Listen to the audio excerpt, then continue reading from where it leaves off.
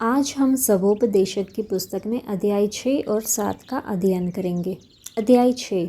एक बुराई जो मैंने धरती पर देखी है वह मनुष्य को बहुत भारी लगती है। किसी मनुष्य को परमेश्वर धन संपत्ति और प्रतिष्ठा यहाँ तक देता है कि जो कुछ उसका मन चाहता है उसे उसकी कुछ भी घटी नहीं होती, तो भी परमेश्वर उसको उसमें से खाने नहीं देता, कोई दूसरा ही उसे खाता है। यह व्यर्थ और भयानक दुख है। यदि किसी पुरुष के 100 पुत्र हो और वह बहुत वर्ष जीवित रहे और उसकी आयु बढ़ जाए, परंतु न उसका प्राण प्रसन्न रहे और न उसकी अंतिम क्रिया की जाए, तो मैं कहता हूँ कि ऐसे मनुष्य से अधूरे समय का जन्मा हुआ बच्चा उत्तम है, क्योंकि वह व्यर्थ ही आया और अंधेरे में चला गया और उसका नाम भी अंधेरे में छिप गया और न सूर्य को देखा न किसी चीज़ को जानने पाया, तो भी इसको उस मनुष्य से अधिक चैन मिला। हाँ, चाहे वह 2000 वर्ष जीवित रहे और कुछ सुख भोगने न पाए, तो उसे क्या सब के सब एक ही स्थान में नहीं जाते? मनुष्य का सारा परिश्रम उसके पेट के लिए होता है, तो भी उसका मन नहीं भरता। जो बुद्धिमान है वह मूर्ख से किस बात में बढ़कर है, और कंगाल जो यह जानता है कि इस जीवन में किस प्रकार से चलना चाहिए, वह भी उससे किस बात में बढ़कर है। आँखों से देख ले मन की चंचलता से उत्तम है, यह भी व्यर्थ और मन का कूड़ना है। जो कुछ हुआ है उसका नाम युग के आरंभ से रखा गया है, और यह प्रकट है कि वह आदमी है कि वह उससे जो उससे अधिक शक्तिमान है झगड़ा नहीं कर सकता है। बहुत सी ऐसी बातें हैं जिनके कारण जीवन और भी व्यर्थ होता है, तो फिर मनुष्य को क्या लाभ? क्योंकि मनुष्य के क्षणिक व्यर्थ जीवन में जो वह परछाई के समान बिताता है, कौन जानता है कि उसके लिए अच्छा क्या है? क्योंकि मनुष्य को कौन बता सकता है कि उसके बाद दुनिया में क्या होगा? यह अध्याय सांसारिक संपत्तियों, सम्मान और यहाँ तक कि जीवन की अस्थायी प्रकृति की मार्मिक याद दिलाता है। असली त्रासदी तब सामने आती है जब किसी को ये सभी आशीर्वाद दिए जाते हैं, लेकिन उन्हें आनंद लेने की क्षमता नहीं दी जाती। ये मानवीय खोज के सार पर सवाल उठाता है और हमें एक गहन समझ की ओर ले जाता है कि सच्ची संतुष्टि भौतिक संपत्तियों की बहुतायत में नहीं, बल्कि उनसे परे मिलने वाली संतुष्टि में निहित है।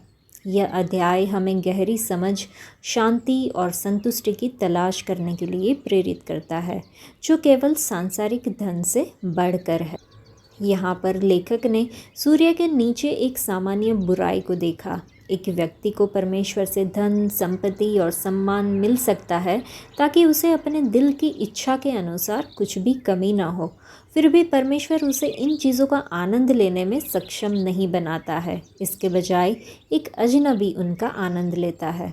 अपने अवलोकन को जारी रखते हुए लेखक ने कहा कि एक व्यक्ति 1000 साल या उससे भी ज़्यादा जी सकता है, लेकिन उसे संतुष्टि नहीं मिलती, चाहे उसकी ज़िंदगी कितनी भी लंबी क्यों ना हो। हर किसी की नियति एक ही है, और वो है मौत। मनुष्य का सारा परिश्रम उसके मुंह के लिए है, फिर भी उसकी भूख कभी संतुष्ट नहीं होती। फिर उपदेशक सवाल करते हैं कि मूर्ख या एक गरीब आदमी जो दूसरों के सामने खुद को कैसे पेश करना जानता है, उससे बुद्धिमान को क्या लाभ है?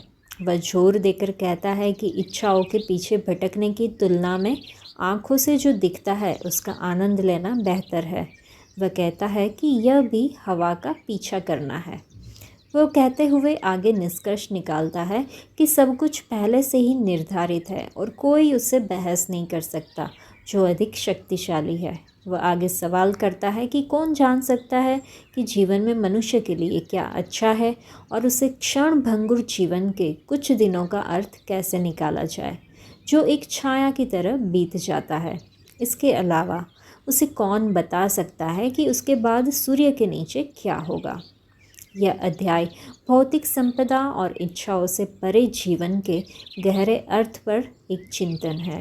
यह उद्देश्यपूर्ण और समझदारी भरे जीवन से अलग होने पर धन और समृद्धि की असंतोषजनक प्रकृति पर एक विचारशील चिंतन प्रदान करता है। अध्याय 7। अच्छा नाम अनमोल इत्र से और मृत्यु का दिन जन्म के दिन से उत्तम है। भोज के घर जाने से शोक ही के घर जाना उत्तम है, क्योंकि सब मनुष्यों का अंत यही है, और जो जीवित है वह मन लगाकर इस पर सोचेगा। हंसी से खेद उत्तम है, क्योंकि मुंह पर के शोक से मन सुधरता है। बुद्धिमानों का मन शोक करने वालों के घर की ओर लगा रहता है, परंतु मूर्खों का मन आनंद करने वालों के घर लगा रहता है।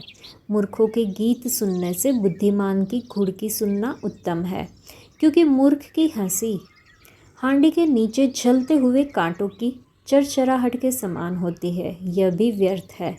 निश्चय अंधेर से बुद्धिमान बावला हो जाता है, और घूस से बुद्धि नष्ट होती है। किसी काम के आरंभ से उसका अंत उत्तम है, और धीरजवंत पुरुष अहंकारी से उत्तम है। अपने मन में उतावली से क्रोधित न हो, क्योंकि क्रोध मूर्खों ही के हृदय में रहता है।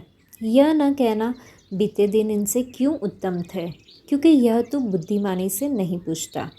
बुद्धि मिरास के साथ अच्छी होती है, वरन जीवित रहने वालों के लिए लाभकारी है, क्योंकि बुद्धि की आड़ रुपये की आड़ का काम देती है। परंतु ज्ञान की श्रेष्ठता यह है कि बुद्धि से उसके रखने वालों के प्राण की रक्षा होती है। परमेश्वर के काम पर दृष्टि कर जिस वस्तु को उसने टेढ़ा किया हो, उसे कौन सीधा कर सकता है।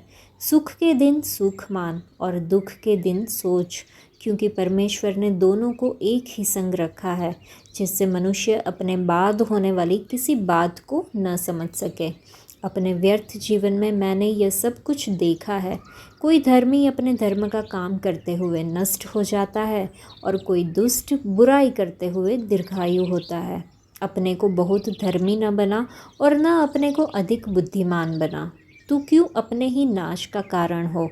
अत्यंत दुष्ट भी न बन, और न मूर्ख हो। तू क्यों अपने समय से पहले मरे।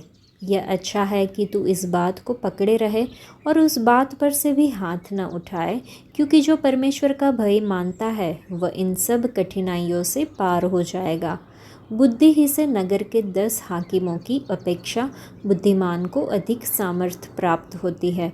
निसंदेह पृथ्वी पर कोई ऐसा धर्मी मनुष्य नहीं जो भलाई ही करे और जिससे पाप न हुआ हो। जितनी बातें कही जाए सब पर कान न लगाना। ऐसा ना हो कि तू सुने कि तेरा दास तुझे को शाप देता है, क्योंकि तू आप जानता है कि तूने भी बहुत बार दूसरों को शाप दिया है। यह सब मैंने बुद्धि से जांच लिया है। मैंने कहा मैं बुद्धिमान हो जाऊंगा, परंतु यह मुझसे दूर रहा।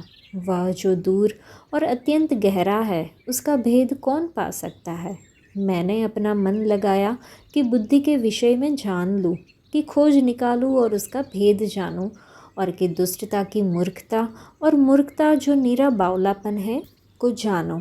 मैंने मृत्यु से भी अधिक दुखदायी एक वस्तु पाई, अर्थात वह स्त्री जिसका मन फंदा और झाल है, और जिसके हाथ हथकड़ियाँ हैं। देख, उपदेशक कहता है, मैंने ज्ञान के लिए अलग अलग बातें मिलाकर जांची, और यह बात निकाली जिससे मेरा मन अब तक ढूंढ रहा है, परंतु नहीं पाया। 1000 में से मैंने एक पुरुष को पाया, परंतु उनमें एक भी स्त्री नहीं पाई। देखो, मैंने केवल यह बात पाई है कि परमेश्वर ने मनुष्य को सीधा बनाया, परंतु उन्होंने बहुत सी युक्तियाँ निकाली है। इस अध्याय के वचन 10 में लिखा है कि यह न कहना बीते दिन इनसे क्यों उत्तम थे। ये वचन हमें अतीत पर ध्यान न देने के लिए प्रोत्साहित करता है, बल्कि वर्तमान और भविष्य पर ध्यान केंद्रित करने के लिए भी प्रोत्साहित करता है, जिसे परमेश्वर ने हमारे लिए तैयार किया है। जब जीवन कठिन हो जाता है तो पीछे मुड़कर देखना और यह सोचना आसान होता है कि अतीत बेहतर था, लेकिन परमेश्वर हमें अपनी योजनाओं पर भरोसा रखने के लिए कहते हैं, यह जानते हुए कि वह हमारे लिए भले के लिए सब कुछ करेंगे। अतीत पर ध्यान केंद्रित करने से हम उन आशीषों के प्रति अंधे हो सकते हैं जो वह हमें आज दे रहे हैं, और उनका उद्देश्य है जो हमारे भविष्य के लिए है। पौलुस हमें फिलिपियों की पत्री में 3 अध्याय में याद दिलाते हैं कि जो बातें पीछे रह गई है उन्हें भूल जाओ और आगे की बातों की ओर बढ़ो। इसका मतलब अतीत के सबब को अनदेखा करना नहीं है, बल्कि इसे हमारे पीछे नहीं आने देना है। हमें यीशु पर और उस अनंत इनाम जो हमारा इंतज़ार कर रहा है उस पर ध्यान केंद्रित करते हुए धीरज के साथ अपनी दौड़ दौड़ने के लिए बुलाया गया है। यह वचन सुनने के लिए कि धन्य है अच्छे और विश्वास योग्य दास। परमेश्वर कभी कभी हमारी रक्षा करने या हमें कुछ बेहतर करने के लिए प्रेरित करने के लिए हमारे जीवन में से चीज़ें हटा देते हैं। जब हम उन चीज़ों के लिए तरसते हैं जो उसने हमसे छीन ली है, तो हम उन नई आशीषों को खोने का भी जोखिम उठाते हैं जो वह हमें देना चाहते हैं। इसके बजाय हमें उन पर भरोसा करना चाहिए, अतीत को भूल जाना चाहिए और विश्वास और आशा के साथ आगे बढ़ना चाहिए। तो पीछे देखना बंद करें, परमेश्वर की योजना पर भरोसा रखें, आज को गले लगाए और उस भविष्य की ओर बढ़े जिसका उन्होंने हमें वादा किया है। इस अध्याय में यह भी लिखा है कि बुद्धिमानों का मन शोक करने वालों के घर की ओर लगा रहता है, परंतु मूर्खों का मन आनंद करने वालों के घर पर लगा रहता है। बुद्धिमान व्यक्ति जानता है कि इस धरती पर उसका जीवन अस्थायी है और यदि वह मसीह में विश्वास के द्वारा जीता है तो मृत्यु के बाद उसके लिए अनंत जीवन है। इसके विपरीत एक कमज़ोर मन वाला व्यक्ति कल के बारे में नहीं, केवल आज के बारे में सोचता है। बुद्धिमान का मन उसके जीवन के बारे में सोचता और पूछता है कि उसने परमेश्वर द्वारा उसे दिए गए दिनों में क्या किया है, क्योंकि वह जानता है कि उसे जो कुछ दिया गया था या फिर जो कुछ दिया गया है उसके लिए वो परमेश्वर के प्रति उत्तरदायी है। लेकिन एक कमज़ोर मन वाले व्यक्ति का मन यह विश्वास नहीं कर पाता है कि वह उसके कार्यों के लिए परमेश्वर के प्रति उत्तरदायी है।